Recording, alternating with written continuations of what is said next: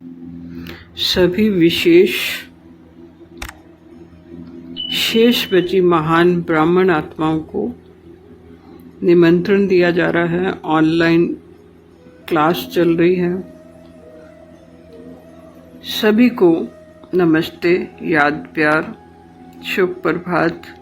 संगम युगी अमृत वेला का शुभ लाभ लेने के लिए सुनना है।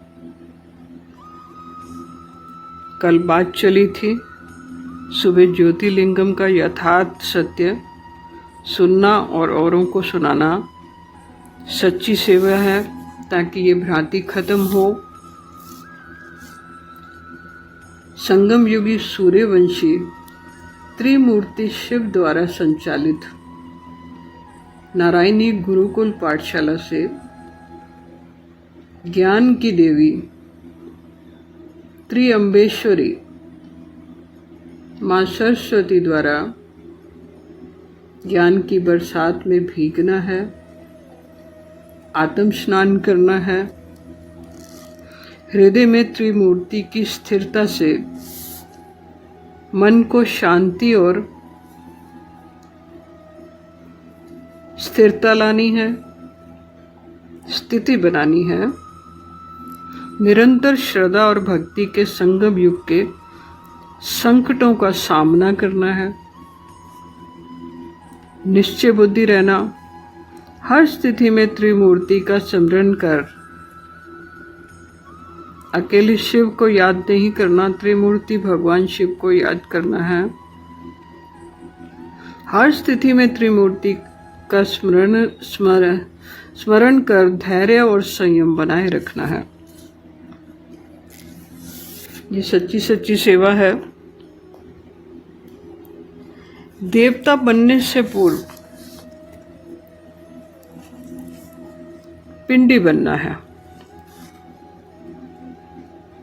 और पिंडी बन गए जिसके हाथ भी नहीं है, पैर भी नहीं है, सातों की सातों इंद्रियां नहीं है, इसमें शिव स्वयं उतरते हैं। सत्य की ये वाणी जब आपके अंतकरण को छूने लगे तो जान लो पिंडी जाग गई और बिंदी स्वयं बोलने लगी। बाबा कहते हैं मेरी बिंदी का नाम ही शिव है। तो पिंडी की पूजा क्यों होती है? अगर कहीं किसी मंदिर में पता चलता है कि यहाँ पे धरती से पिंडी निकली, मेरा किसी एक मंदिर में जाना हुआ, सेवाएं देनी हुई, वहाँ पे 3 पिंडी निकली हुई और कोई मूर्ति नहीं। तो तीनों शक्तियों के प्रतीक के हिसाब से लोग उसकी पूजा कर रहे हैं। समझना हुआ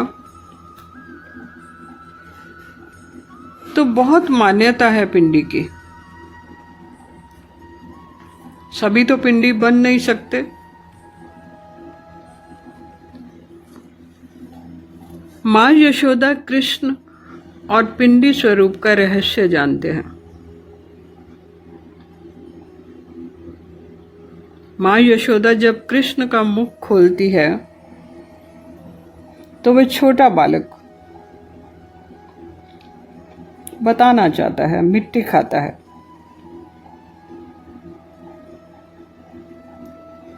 छोटे बालक का तालु पिंडी की तरह बहुत मुलायम होता है।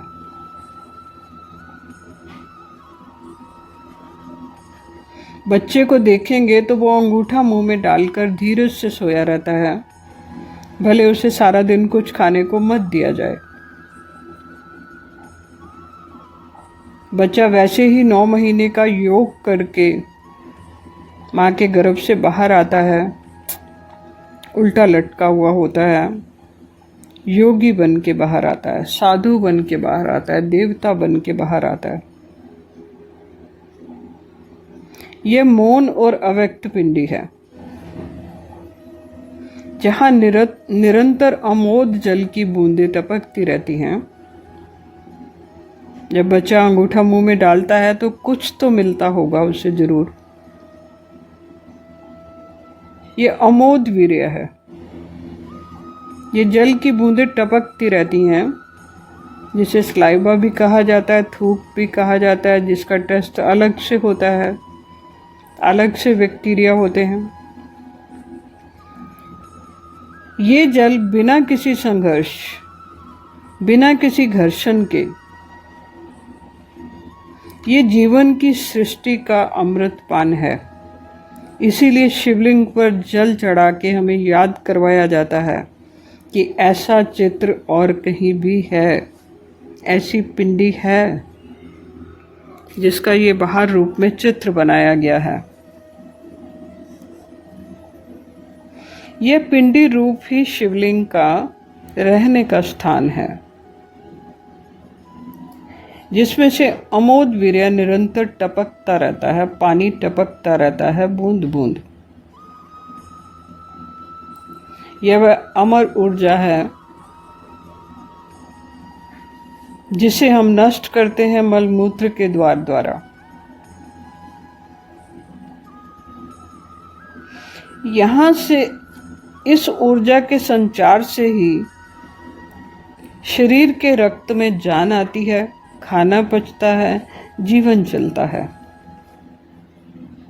इसलिए चारों दिशाओं में शिवलिंग की पूजा दिखाते हैं, क्योंकि ऊर्जा का संचार होता है। मुख का अंगूठा आकार जिसमें ये पिंडी है, वह है उस शरीर का द्वार जहाँ से जीव को शक्ति मिलती है, शक्ति प्रवाहित होती है।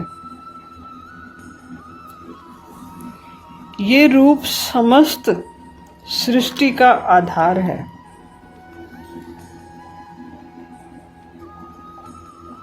यहाँ ब्रह्मा और आंतरिक दोनों स्वरूपों का मिलन है। जलाधारी भी जीव के रूप में है और पिंडी में छुपी हुई शक्ति भी। शिवलिंग सिर्फ एक रूप ही नहीं कि तालू पे चिपका हुआ वो मांस का टुकड़ा, ये पूरे शरीर और आत्मा का प्रतिरूप है। पिंडी वह तालु है जहां से अमोद जल का अमृत टपकता है।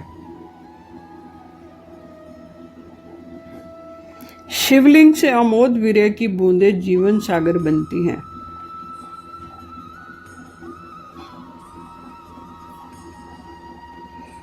इस स्वरूप को अच्छी रीति समझना है,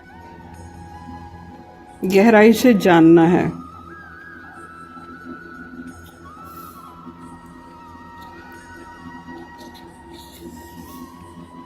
पिंडी रूप तालु है जहाँ से शिव की अनंत ऊर्जा प्रवाहित होती है।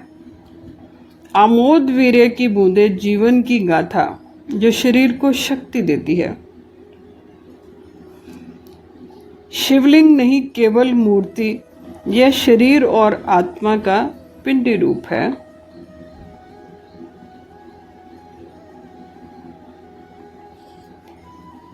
शरीर के द्वारों में शिव का वास,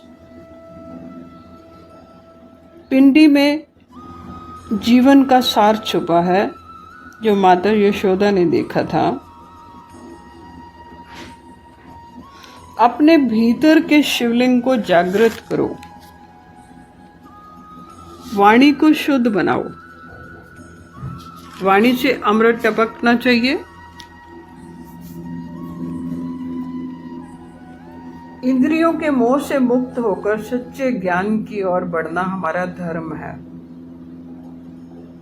अमोद वीर्य की शुद्ध ऊर्जा को समझो और स्वीकार करो। अपने शरीर की स्वच्छता, सम्मान और स्वास्थ्य का ध्यान रखना कर्तव्य है। शरीर को पवित्र धाम समझो, जहां से शिव की ऊर्जा निरंतर प्रवाहित होती है। अमृत धारा के प्रवाह को अवरुद्ध ना होने दो। संयम और योग से अपने जीवन को ऊर्जा दो।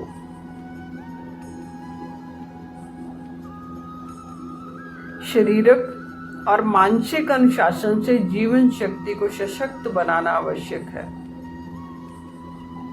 पूजा केवल बाहरी नहीं, आंतरिक भी होनी चाहिए।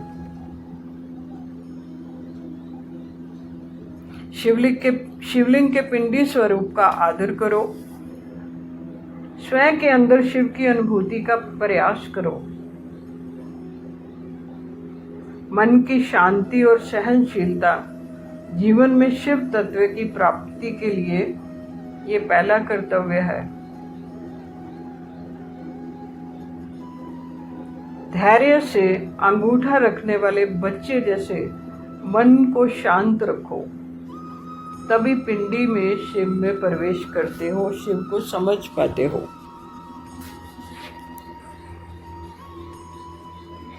अपने भीतर शिव को जागृत करने से मनोविकल्पों से मुक्ति मिलती है।